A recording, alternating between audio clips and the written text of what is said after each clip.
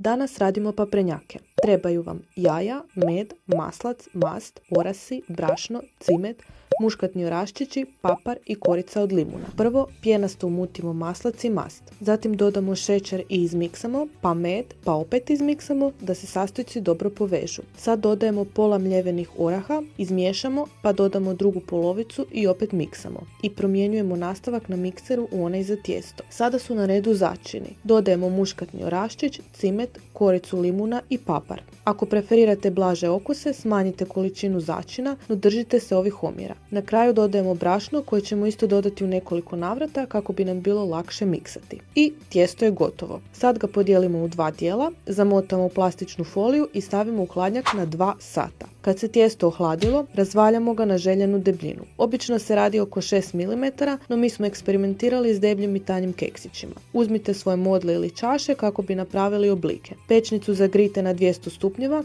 i pecite oko 6 do 10 minuta. Pošto je svaka pečnica drugačija, pratite prvu rundu pa ili smanjite jačinu ili minutažu. Također, deblje kekse peći ćete naravno duže, a ako su vam jako tanki, kratko ih pecite jer će inače zagoriti. Kad smo ispekli sve paprenjake, ostavimo ih da se ohlade, a mi u međuvremenu napravimo glazuru za ukrašavanje. Treba vam bjelanjak, šećer u prahu i limunov sok. Od bjelanjaka napravimo čvrsti snijeg, pa dodamo dio šećera u prahu i miksamo, zatim dodamo ostatak i miksamo dok se sve ne poveže. Smjesa će biti gušća, no zato dodajemo limunov sok da ju razrijedi i miksamo dok ne dobijemo glatku smjesu. I sad slijedi najzabavniji dio, ukrašavanje. Pustite mašći na volju i budite kreativni. Ako nemate pribor za ukrašavanje, uzmite čačkalicu i s njom crtajte. Možete i pozvati svoje ukućane i pretvoriti ovo u jedno lijepo druženje. Detaljnije o receptu pročitajte na Mirovina.hr.